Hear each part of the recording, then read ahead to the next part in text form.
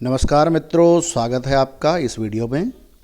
ये देखिए कोणार्क सूर्य मंदिर, सूर्य के बड़े प्रसिद्ध मंदिर और हमारे उत्तराखंड में भी कोसी कटारमल में बड़ा प्रसिद्ध मंदिर है। और ये देख रहे हैं आप मेरे साथ CKP चंदोला जी, बहुत ही स्मार्ट पर्सनैलिटी साथ में चल रहे हैं और हम दिखाते हैं आपको सूर्य मंदिर की विशेषताओं को। यह सूर्य मंदिर भारत के उड़ीसा के पुरी जिले में समुद्र तट पर पुरी शहर से लगभग 35 किलोमीटर उत्तर पूर्व में कोणार्क में एक 13वीं शताब्दी का सूर्य मंदिर है।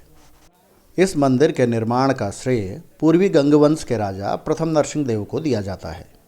इसकी अद्भुत और विशिष्ट वास्तुकला को देखते हुए 1984 में यूनेस्को ने इसे विश्व धरोहर स्थल के रूप में मान्यता दी है।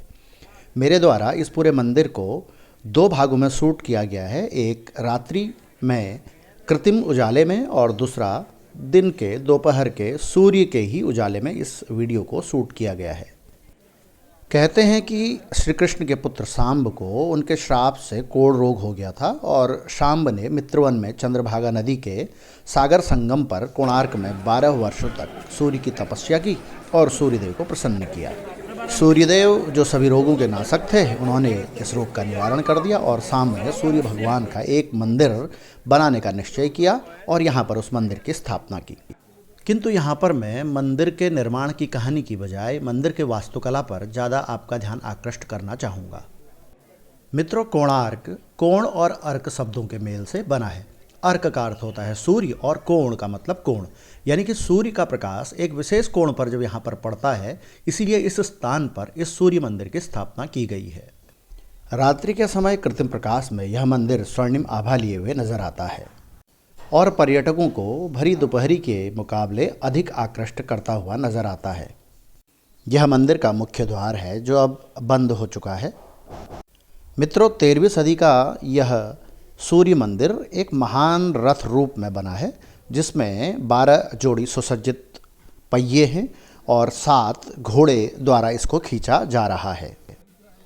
यह मंदिर भारत के उत्कृष्ट स्मारक स्थलों में से एक है। यहाँ की स्थापत्य कला, वैभव और मानवीय निष्ठा का सौहार्दपूर्ण संगम है। मंदिर की प्रत्येक इंच अद्वितीय सुंदरता और शोभा की शिल्पाकृतियों से परिपूर्ण है। मित्रों, यह सूर्य मंदिर भारतीय मंदिरों की कलिंग शैली में बना हुआ है। मंदिर में उकेरी गई मूर्तियों के विषय बड़े ही मोहक हैं, जो सहस्रों शिल्प आकृतियों वाले भगवान, देवताओं, गंधर्वों, मानवों, वाद्यकों, प्रेमी युगलों, दरबार की छवियों, शिकार और युद्ध के चित्रों से भरी हुई है। ये जो आप चक्र देख रहे हैं, यह चक्र मंदिर के आधार को सुंदरता तो प्रदान करते ही हैं। ये 12 चक्र साल के 12 महीनों को परिभाषित करते हैं और प्रत्येक चक्र 8 अरों से मिलकर बना है, जो कि गाइड यहाँ पर बता रहा है, जो अर दिन के 8 पहरों को दर्शाते हैं। इस पूरे मंदिर में सूर्य भगवान की 3 प्रतिमाएं हैं। एक तो बाल्यावस्था की, जो कि उदित सूर्य की है, 8 फीट की है, हाइट में आपको दिखाई देगी। युवावस्था की, जो कि मध्याह्न सूर्य की है, 9.5 फीट की है और प्रौढ़ावस्था की, यानी कि अपराह्न सूर्य की, 3.5 फीट की। इसके प्रवेश पर आपने देखा था 2 सिंह हाथियों पर आक्रामक होते हुए रक्षा में तत्पर दिखाई दे रहे हैं। भारतीय धर्म और दर्शन में धर्म, अर्थ, काम, मोक्ष सभी को महत्ता प्रदान की गई है और इस मंदिर में भी आप कामुक मुद्राओं वाली शिल्पाकृतियों के दर्शन कर सकते हैं। इन आकृतियों का विषय स्पष्ट किंतु अत्यंत कोमलता और लय में संजोकर दिखाया गया है। जीवन का यही दृष्टिकोण कोणार्क के अन्य सभी शिल्प निर्माणों में भी दिखाई देता है। इस पूरे मंदिर में हजारों मानव, पशु और दिव्य लोग इस जीवन रूपी मेले में कार्यरत हुए दिखाई देते हैं, जिसमें आकर्षक रूप से एक यथार्थवाद का संगम किया हुआ है। कई कथाओं के अनुसार इस सूर्य मंदिर के शिखर पर एक चुंबकीय पत्थर लगा हुआ था और इसके प्रभाव से कोणार्क के समुद्र से गुजरने वाले सागरपोत इस ओर खिंचे हुए चले आते थे, जिससे उन्हें भारी क्षति होती थी। इस कारण अपने पोतों को बचाने के लिए नाविक इस चुंबकीय पत्थर को उखाड़कर अपने साथ ले गए।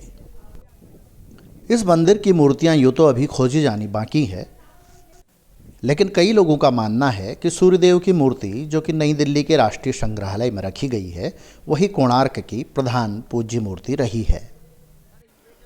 यकीन मानिए, जब आप इस मंदिर परिसर में इन दीवारों को निहार रहे होते हैं तो आप अपलक उसको निहारते ही रह जाते हैं और पूरी तरीके से इन चित्रों के साथ एकाकार हो जाते हैं, अपनी सुध-बुध खो बैठते हैं और उस दौर के शिल्पियों के कला कौशल को नमन करने लगते हैं। इस मंदिर के वास्तुकला और शिल्पकला को देखते हुए कभी महान कवि व नाटककार रविन्द्रनाथ टैगोर ने इस मंदिर के बारे में लिखा था, कोणार्क जहाँ पत्थरों की भाषा मनुष्य की भाषा से श्रेष्ठतर है, निश्चित ही आपको सत्य जान पड़ेगी। उड़िया शिल्पकला की हीरे जैसी उत्कृष्ट गुणवत्ता पूरे परिसर में आपको अलग ही दिखाई पड़ेगी। निकट में समुद्र होने के कारण खारे पानी के थपेड़ों को सहता हुआ यह मंदिर हजारों वर्ष के बाद भी अपनी पूर्ण आभा और विशिष्टता के साथ आज भी ज्यों का त्यों नजर आता है। इस मंदिर की विशिष्टता, वास्तुकला और शिल्पकला को देखकर आज का उन्नत और आधुनिक विज्ञान भी आश्चर्यचकित होकर देखता रह जाता है। और यह आपके लिए भी चिंतन का विषय है कि क्या बिना ज्ञान विज्ञान के हजारों वर्ष पूर्व इस प्रकार का निर्माण संभव हो सकता था? तो फिर आखिर वो एक कौन लोग थे जिन्होंने भारत को भूखे, नंगों, पिछड़ों, गरीबों और सपेरों का देश कहा? आखिर उनकी मंशा क्या रही होगी? क्यों उनके द्वारा इस प्रकार का नैरेटिव सेट किया गया होगा कि भारत में समस्त ज्ञान विज्ञान पश्चिम की देन है? निश्चित ही इस पर हमें चिंतन और मनन तो करना ही होगा। आज भी इस देश में हजारों हजार ऐसे मंदिर, ऐसे स्थापत्य कला और वास्तुकला के उदाहरण हैं जो कि आज भी सामान्य जनता की नज़रों से दूर हैं।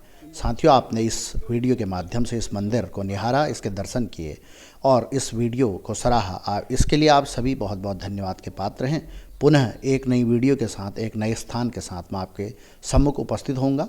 तब तक के लिए आप सभी का बहुत बहुत धन्यवाद और बहुत बहुत आभार।